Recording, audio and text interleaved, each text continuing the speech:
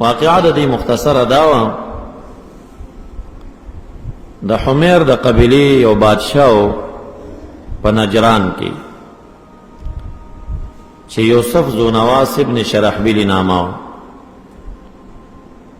د یو جادوګر ساتلی و. هغه سپینګیری شغره کې به چیله ناست، د علاقې یو ماشوم چې پلار یې د کجورو تجار و، د ماشوم نوم عبدالله و عبدالله بن تامر، د ته یې وي چې د جادوګر ته ځه شاګردي کوه. دی به د غره سر ته خطر روان به و، د غره په دې وسط کې یو بل غار و، په هغې کې یو راهب و. راهب څه ته وایي؟ د عیسویانو پیر، سم سړی. عیسویان رستو خراب شو، نو دی چې په دې لاره ځي نو دا راهب ورته راووته، ماشومه چېرته ځي؟ وایي زه هلته جادوګري یادوم. د چا بندی؟ د یوسف ذونواس ابن شرحبیل. چا پیدا کړی؟ هغه پیدا کړی. نصیحت یې ورته وکړه، دعوت یې ورکړه، د ماشوم په زړه تاثیر وشو، ایمان یې راوړ. دومره په دې راهب مین شه چې کور نه به د جادوګر په بانه راغی او تمام ورځ د سهار نه تر ماښامه به تر مازدیګره به د ولی الله سره ناست. مازدیګر ټیم کې به جادوګر ته ورغی، هغه به غوسه و، ولې ناوخته رالې؟ ماخوستن به چې ناوخته لاړو کور والا به غوسه و، خو حال به یې نه وي. څه وخت چې تیر شه، د دې ولی الله په صحبت باندې دا ماشوم نه ولی جوړ شي، کراماتو خاوند. دا بعضې خلک اعتراضات کوي وړو ته ولې بیت ورکوي. دا وړوکی ماشوم دی، راهب بیت ورکړی دی، د هغه په مجلس اصلاح شوي، کراماتو خاوند. ماشوم خو هسې هم پاکي چې لږه خواري دي ورسره وکړه کاري کېږي. چې سپین ږیری راشي او دا زړی په ګناه تک تور شوي، خواری نه کوه پرې نو هغه خو ښه خبره ده، خو لکه سخته یې هلته بیا نو دا خو دفاعي حال شي که نه، چې د ماشومتوب کې مرید شي، اسلام مخکې نه بس بیا زړه نه توري.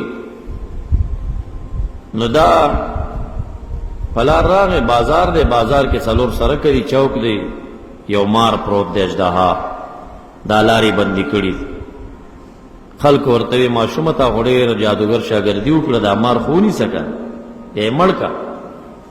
دی حیران شو چې ما خو چېرته جادوګر سره چېرته نیم ساعت هم نه دی تېر کړی، زه خو ټول د یو بزرګ سره صحبت کوم، خو زه دعا یې وکړه.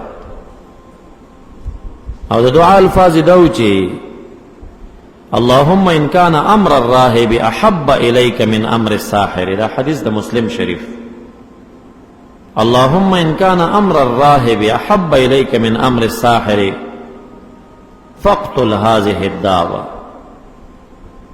زدا کاڼې راخلم وړوکې گزار کوما، خو یا الله که د دې راهب د پیر صاحب دا لاره ستا په نس د جادوګر نه غوره وي نو دا اژدها مړه که، او که نه د جادوګر دین درته غوره یې مې وژنه. ناشنا خبره و چې ګزار یې څنګه وکړه، اژدها مړه شو. خاریه کې اوازه شو چې ماشوم په جادوګرۍ کې داسې کمال ته رسېدلی چې اژدهاګانې وژني، مشهور شو. دمونه یې شروع چې څوک به یې دمول ښه کېده به. سبا چې پیر صاحب ته راغی، قصه یې ورته وکړه، مقام دې ډېر بلند دی، تا به ډېر امتحانونه راشي، خو ګورې ما چاته ونه ښایي چې دا عقیده راته ته ښودلې دي. وایي نه به ښایي. دمګرو ته به دمونو والا به راتلل، د باچا یو وزیر دی، د مور نه په یوه سترګه ړوند پیدا دی. نو چا ورته وي خو ماشوم ته ورشه چې دم دې کي که نه. راغی وی امام دم کا. وی ته چا پیدا کړی؟ وی یوسف ذونواس ابن شرحبیل. وی ورشه چې ښه دې کي که. بنده راغی او را روان ما ته وی څه مقصد دی؟ وی دا هغه ذات وحدانیت ومنه چې کوم ذات ته پیدا کړی چې شفا درکړي. بل ذات هم شته دی چې نصیحت یې ورته وکړو، وزیر ایمان راوړ. وزیر د دې ماشوم مرید شو په اصلاح کې، چې چوف یې ورباندې وکړو، خدای تعالی شفا ورکړه، روغه جوړه سترګه شو، مرزادي ړوند ښه شو.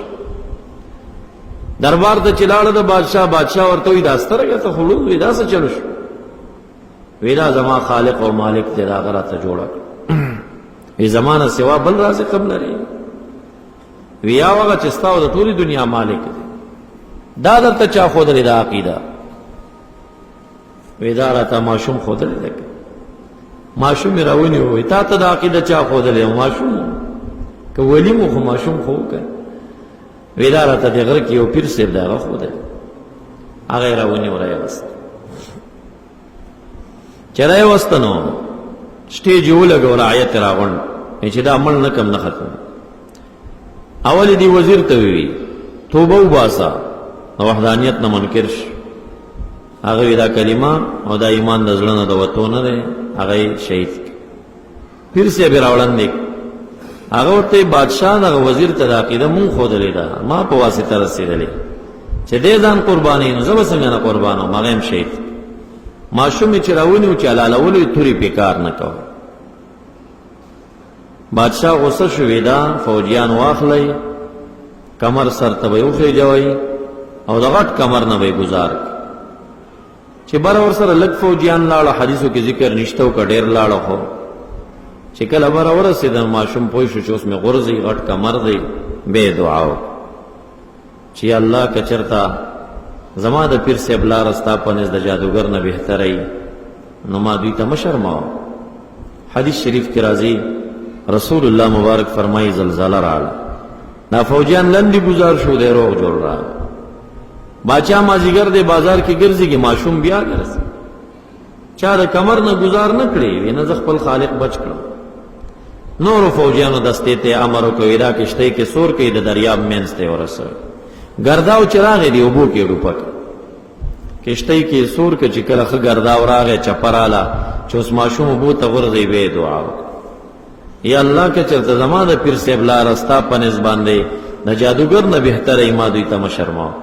حدیث شریف کې راځي رسول الله مبارک فرمایي بیا طوفان راغی، هوا راغی، دا کشتۍ یې داسې ټوټه ټوټه کړه، تخته تخته شو.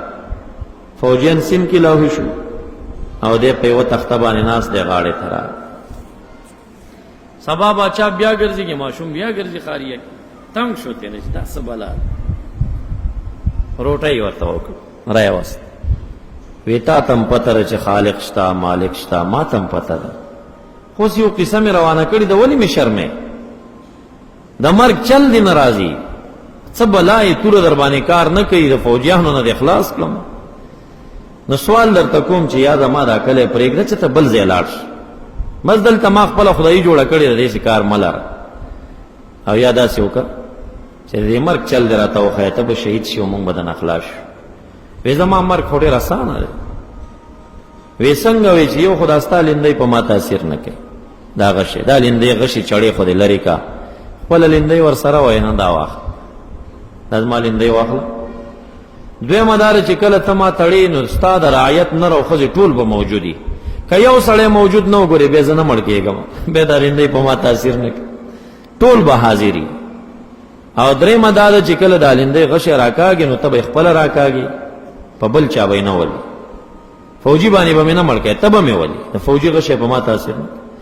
او څلورمه دا ده چې کله غشې راکاږي نو په زبان به دا وایي چې بسم رب هذا الغلام ارمی، د دې ماشوم د رب په نوم وشتل کوم، بد الفاظ وایي زه به مړ شم.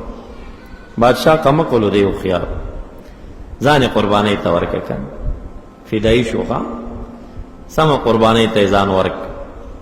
خو دا داسې فدایي و چې یو دوه ناولي ځان سره نه وړه، ګورې سمه دنیا یې ځان سره سمه کړه، سم ډېر خلک یې اسلام ته جوړ کړه.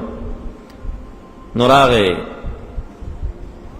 او دی وتړه، رعایت راغونډ کړه، سټیج ولګېده چې دی برجۍ ته وتړه.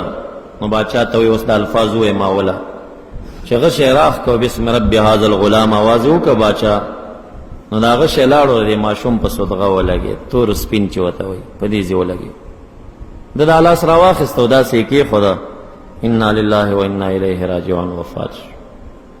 خو د دې یو قربانۍ سره د رعایت کې چې څومره په زرګونو لکونو خلک نارینه ښځې جمع وي او ماشومان، بس په جګه آواز یې چغې کړې آمنا برب هذا الغلام، آمنا برب هذا الغلام، د دې ماشوم په رب مونږ هم ایمان راوړی، ټولو چغې کړې. بادشاه حیران شو چې دا یې څه چل را سره وکړ، ما خو د یو نه ځان خلاصو، دا څه بل وشوره. فوجیانو ته وی چې داری کوڅې په خوله کې به خندق جوړ کړي، هغې کې به اور بل کړي. فوجیان به دروازه ټکوي رو باسي وي باچا خدای مانی او پریک دی نه مانی اورته غرزو دا قصه جوړه شو په زرګونو خلق اورته به غرزول او غیب لا اله الا الله عیسی روح الله چغیوالی ځکه چې دغه وخت د عیسی علی السلام دا قصه د نبی اسلام د پیدایش ناویا کاله مخکې شوی د دې خاری دا کندري اوسم په نجران کې شته دي ماته خلکو قصه وکړي چې دا د دې د آبادیان ورانی شوی دی وغه نخي وغه کندري منډري ښکاری